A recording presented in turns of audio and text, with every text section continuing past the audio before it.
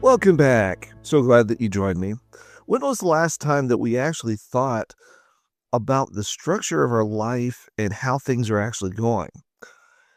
Now, too often that is something that we would rather not take a look at because when we look at it, how can we really describe it? You don't want to say that it sounds morbid or it sounds like to an extent of something that should not be. But at the same time, isn't that how we're seeing things? That when we're actually looking at the length of what we consider as life, we put it in ways that really it shouldn't be because we don't want to consider that our life has limits, that our life has a structure that really is not our own. Even with talking about that, as we continue to come back to the scriptures, God continues to remind us through his word that he knows what's going on in our lives. Not just that he knows what's going on in our lives, but the very fact that he has everything drawn out to the point of when we were born and when we're going to die. But more than just that, God continues to come back and remind us of this, even though he knows what's going to happen because he is God.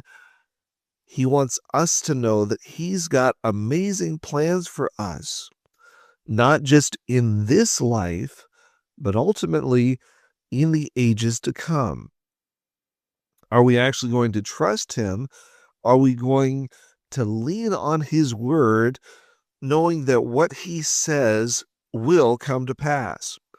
Or are we going to go, as we see from the Bibles and stories of those from ancient past, trying to depend on ourselves and push God into a corner? Which really, when you think of it, it sounds really silly, doesn't it? Because we can't push God into a corner. We can say that we don't want you here, and he backs off because because of his respect, or at least we see that picture of respect. God's still there. God's still working with us, even when we're continually pushing him away. That shows a lot of love and mercy. And who do we really know that would do that in our lives and in the situations that we find ourselves in? Probably no one.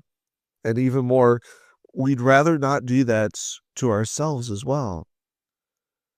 I don't know about you. I am so thankful that we serve a God that is so loving and caring that he keeps working with us despite ourselves, despite what's going on, despite everything that's happening.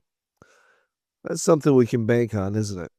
Something we need to be studying through, studying together, so that we're actually seeing what Jesus is doing for us, and throughout our communities as well. This week's devotional verse comes to us from Psalm chapter 139 and verse 16, and it says this: Your eyes have seen my unformed substance, and in your book were all written the days that were ordained for me, when as yet there was not one of them. Like we said a few moments ago, we can be so thankful that God has known everything that was going to happen even before it happened. And he allows us still to have this chance, to have this choice, to choose him and only him above everything that's going on. That's something we need to remember. That's something that we need to encourage others on, is that we are formed for relationship, not just in the horizontal between each one of us, but in the vertical between us and God. The stronger we get in a relationship with him, the closer we get with him, the closer we become with each other. That's something we need to remind each other about continually, and continue to look for what he has planned as we continue to grow together. Thank you again for joining me. I look forward to seeing you next time as we continue to study God's Word together. God bless.